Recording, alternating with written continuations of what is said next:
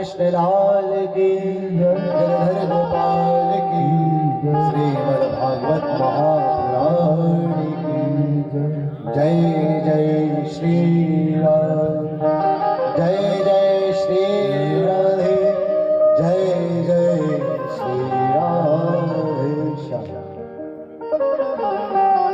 परम मंगल अकारण कारण वर्णालय वृंदावन चंद्र के कृष्ण चंद्र के चरणों में कोटि कोटि नमन बंदन प्रणाम करते हुए विराजमान माँ भगवती श्रीमद् भागवत कथा के चरणों में कोटि कोटि नमन बंदन प्रणाम करते हुए श्री सुखदेव जी महाराज, वेद व्यास जी महाराज, हनुमान जी महाराज अपना स्थान ग्रहण करें। भूत भावन भोलेनाथ अपना स्थान ग्रहण करें। दंडवत चरण वंदन प्रणाम। स्थानीय देवता, ग्रामीण देवता, वास्तु देवता, सभी देवी देवताओं के चरणों में कोटि कोटि नमन वंदन प्रणाम। पधारे हुए विप्र समाज के चरणों में नमन वंदन प्रणाम। कलाकार संगीत के इन सभी को प्यार भरा राधे राधे। पधारे हुए सभी भक्त वृंद, श्रोत्र वृंद, सभी को प्यार भरा राधे।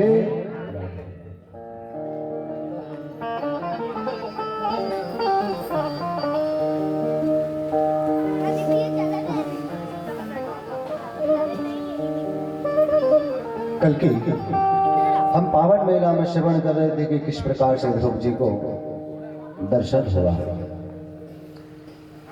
ध्रुव जी को आज 5 वर्ष के अबोध बालक हैं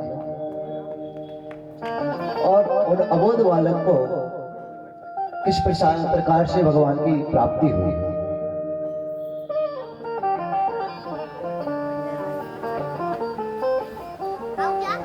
आज से कथा एक नया मोड़ ले लेती है।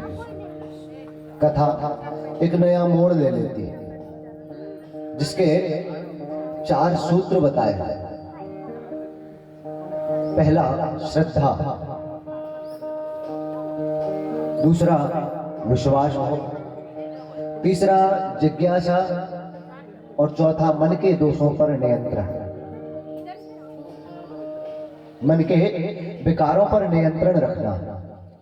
पहला श्रद्धा, भगवान के प्रति श्रद्धा होना भी अति आवश्यक है। यदि जीवन में श्रद्धा नहीं रही, श्रद्धा नहीं है तो विश्वास हृदय में आ ही नहीं सकता। भवानी शंकरौ वंदे श्रद्धा विश्वास रूपिणम्। गोस्वामी जी जब भगवान शिव की वंदना कर रहे हैं तो रामचरितमानस में पहले ही लिख रहे हैं कि भवानी शंकरौ वंदे श्रद्धा विश्वास रूपिणम्। श्रद्धा और विश्वास को यदि कोई प्रत्यक्ष प्रमाणित है वो शिव ही है। शिव और शक्ति ही श्रद्धा और विश्वास। इनको प्रणाम करते हुए गोस्वामी जी आगे बढ़े कि प्रभु आपने जो कथा श्रवण कराई है, क्योंकि रामायण तो शिव जी ने बोली है, आपने जो कथा श्रवण कराई है तो प्रभु मैं आपको वंदन कर रहा हूं कि प्रभु आप कृपा करना, कुछ त्रुटि गलती हो तो आप उसे क्षमा कर देना अपना बालक समझ के। इसलिए प्रभु मैं आपका वंदन कर रहा हूं क्योंकि आपके प्रति निष्ठा श्रद्धा मेरी पूर्ण है।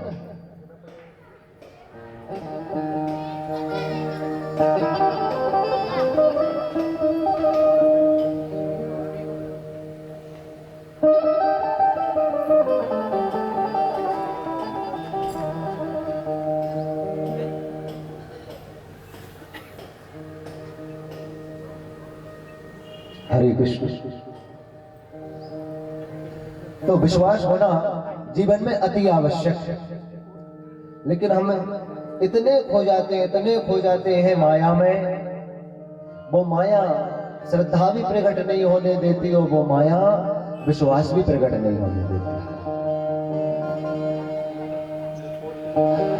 कि माया मरे न मन मरा, मर मर गया शरीर, ओ आशा तृष्णा ना मिटे, सो कह गए दास कबीर।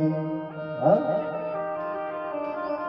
जब तक आशा संसार से होगी तो भगवान कहते श्रद्धा प्रवेश नहीं करेगी। जीवन में श्रद्धा तब प्रवेश करती है जब तक जीवन में श्रद्धा नहीं आएगी, जब तक जीवन में जो मन है उसके दोषों पर नियंत्रण, जो विकार भरा पड़ा है, अन्यत्र अन्यत्र चिंताएं जो भरी पड़ी है शरीर के अंदर, इस मस्तिष्क के अंदर, जब तक ये विकार नहीं निकलेगा तब तक जाकर के श्रद्धा नहीं उपजेगी, और जब तक श्रद्धा नहीं उपजेगी तब तक विश्वास नहीं आएगा।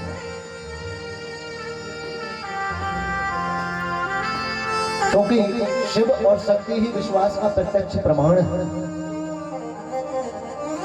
इन दोनों का विभाजन एक दूसरे के प्रति समर्पित है। क्योंकि सत्य सत्य हम कहते हैं लेकिन सत्य को अपनाते नहीं। सत्य कहता है कि समर्पण। जीवन में सत्य बहुत समर्पण कराता है। कल हमने महाभारत सुनी, वो धर्म का जो युद्ध था वो सत्य का युद्ध था। उस सत्य में देखो अपनों को ही समर्पित करना पड़ा, युद्ध में उनको मृत्यु के घाट उतारना पड़ा। सत्य समर्पण बहुत कराता है। ईसा कहता है समर्पण बहुत कराता है। न जाने कब किस बात पर समर्पण करना पड़ा।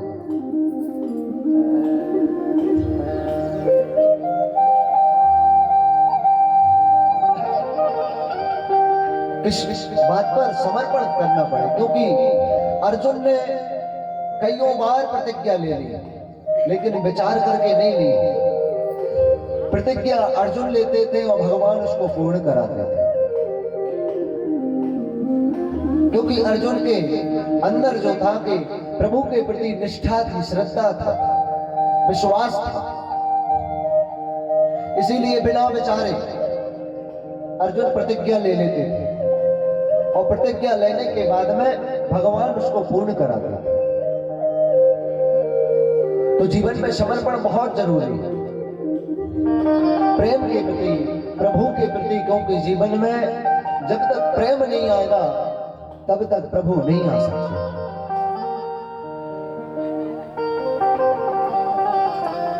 जब तक जीवन में प्रेम की अनुभूति नहीं होगी तब तक प्रभु की अनुभूति प्राप्त नहीं हो सकती। सत्य का आधा ता कहता है त्याग भी बहुत करना पड़ेगा।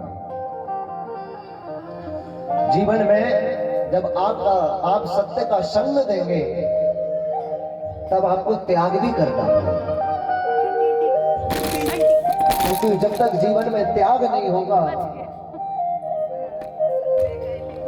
जब तक जीवन में त्याग नहीं होगा तब तक सत्य का जो समर्पण है वो मूल तथ्यों में प्रफुल्लित होकर के और उसकी पराकाष्ठा को समझना असंभव हो सकता है। क्योंकि सत्य की पराकाष्ठा समर्पण है, त्याग है। जिस दिन समर्पण हमारे जीवन में प्रवेश कर जाएगा, जिस दिन त्याग प्रवेश कर जाएगा, काम का, क्रोध का, लोभ का, मोह का, माया का त्याग जब हम करना सीख जाएंगे तो भगवान कहते हैं उसी दिन तुम मुझसे मिलने के योग्य बन जाओगे। बस यही सत्य का प्रमाण है, समर्पण, त्याग और योग।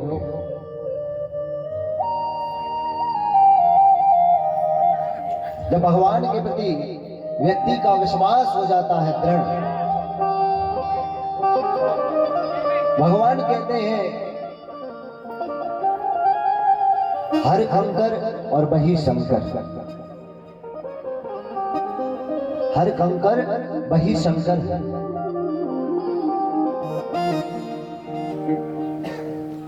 आज विश्वास के प्रति बताते हैं जब तक जीवन में स्वयं के अंदर विश्वास नहीं होगा तो आप दूसरों पर विश्वास क्या करेंगे। हमें अपने अंदर ही विश्वास को जगाना। जब तक वो विश्वास हमारे अंदर नहीं आएगा तब वो भगवान पर कैसे होगा। कि वो में तो मैं खड़ग खम्भ में, जहां देखो तहरा, सब जगह राम है, सब जगह। सत्यव्रतम सत्यपरम च सत्यम, सत्यम सर्वत्र विजयन्त योगम्। भगवान कहते हैं जिस समय व्यक्ति के अंदर वासनाओं पर जब विजय पा लेता है तो उसी दिन विश्वास उसके अंदर प्रकट हो जाता है। जिस दिन वासनाओं पर विजय पा लेगा उसी दिन विश्वास प्रकट हो जाएगा। तीसरा, जिज्ञासा। जीवन में जिज्ञासा भी होनी चाहिए कि किस प्रकार से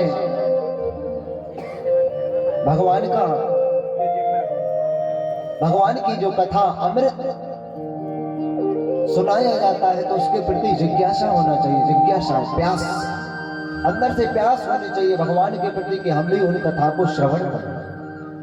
हम उस जो कथा है उसको सुनकर के अपने जीवन में उतारने की कोशिश करते हैं।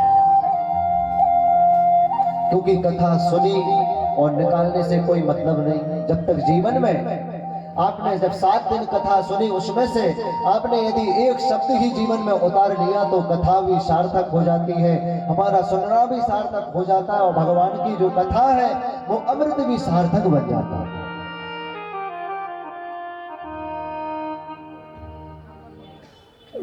अंदर से जिज्ञासा होना अति आवश्यक है और मन की